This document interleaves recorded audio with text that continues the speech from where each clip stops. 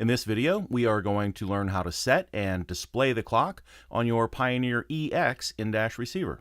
Even though your particular in-dash receiver may have buttons on the side, or across the bottom like this one, the on-screen operation in this demonstration is identical for the following Pioneer EX models: AVH-500EX, AVH-501EX, AVH-600EX, AVH-601EX.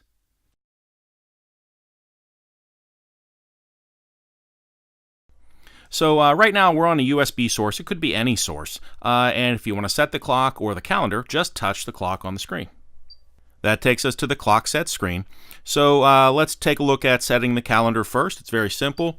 We'll choose the month here first. Well, first is our month and date format. We have day, month, and year, month, day, and year, or year, month, and day. You can choose whatever you like.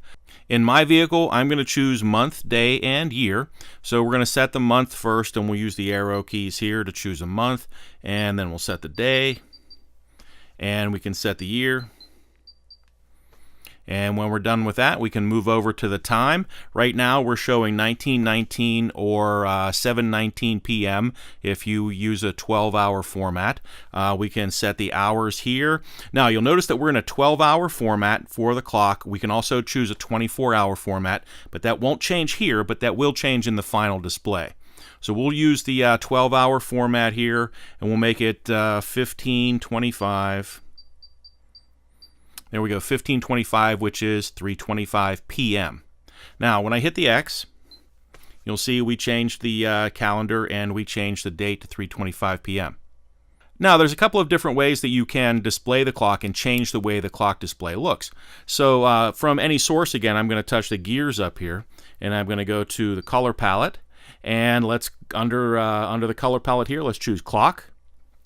And here we have a couple of different fonts that we can choose from to set the clock. Now, this does not change the time on the clock, but only the font that is used to choose one that's a little easier for you to read, or one that's a little bit more interesting to look at here. Once you've chosen a font, you can just hit the X, and you'll see that we've changed to that font. And then we can display the clock a number of different ways. Right now we have a source playing on the head unit. We're on the USB source. But if I want to, I can switch the head unit off. So if I press the home button here, that takes me out to my home screen, and you can see that the clock is displayed here. If I touch the AV source screen, I can choose to switch the source off or switch power off. If I choose to switch the source off, now, no music is playing, but we continue to have the clock displayed on the screen. And if I touch the home button here, I can display the clock a little bit in a little bit larger font right here. Now, I'm going to go back to my USB source.